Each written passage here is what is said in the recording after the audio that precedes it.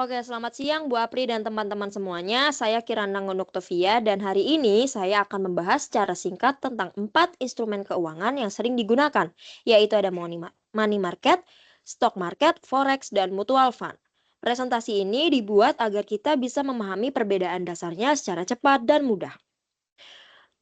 Oke, ada 4 jenis instrumen investasi populer. Yang pertama adalah pasar keuangan itu tempat untuk uang kita bertumbuh. Nah, di presentasi ini kita bakal kenalan dengan 4 jenis instrumen keuangan yang populer dan sering dipakai, yaitu ada pasar uang, pasar saham, forex, dan reksadana. Yang pertama, money market atau pasar uang. Pasar uang adalah instrumen yang cocok untuk pemula karena risikonya rendah dan dananya bisa dicairkan dengan cepat. Contohnya seperti deposito atau surat utang jangka pendek. Biasanya digunakan untuk investasi jangka pendek dengan imbal hasil yang stabil. Lalu ada stock market atau pasar saham. Di sini kita bisa membeli bagian dari perusahaan publik. Tujuannya bisa untuk mendapatkan keuntungan dari kenaikan harga, capital gain, atau dari pembagian dividen. Risikonya lebih tinggi tapi cocok untuk jangka panjang. Lalu berikutnya ada forex atau valuta asing. Ini adalah aktivitas jual beli mata uang asing seperti USD atau IDR atau Europe dengan USD dan sebagainya. Pasar forex sangat aktif, buka 24 jam, tapi juga memiliki resiko yang sangat tinggi. Biasanya cocok untuk investor yang sudah berpengalaman dan paham analisis teknikal. Dan yang terakhir adalah reksadana. Ini adalah bentuk investasi kolektif yang dikelola oleh manajer investasi.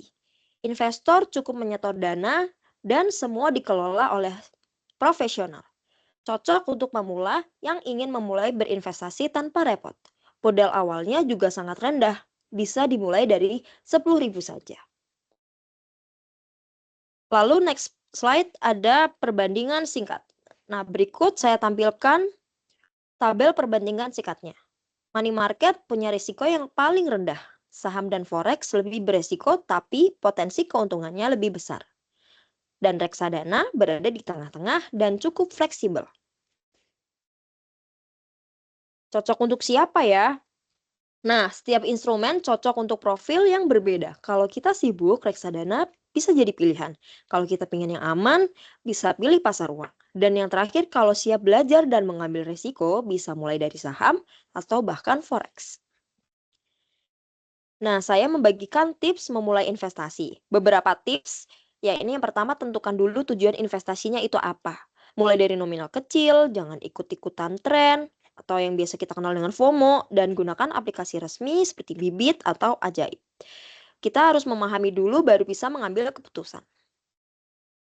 Kesimpulannya, dari keempat instrumen tadi, kita bisa simpulkan bahwa masing-masing punya kelebihan dan kekurangannya masing-masing. Yang penting adalah memahami karakteristiknya dan menyesuaikan dengan kondisi serta tujuan finansial kita. Baik, terima kasih Bu Apri dan teman-teman atas perhatiannya. Semoga presentasi ini bisa bermanfaat. Dan kalau ada pertanyaan, saya dengan senang hati akan menjawab. Terima kasih.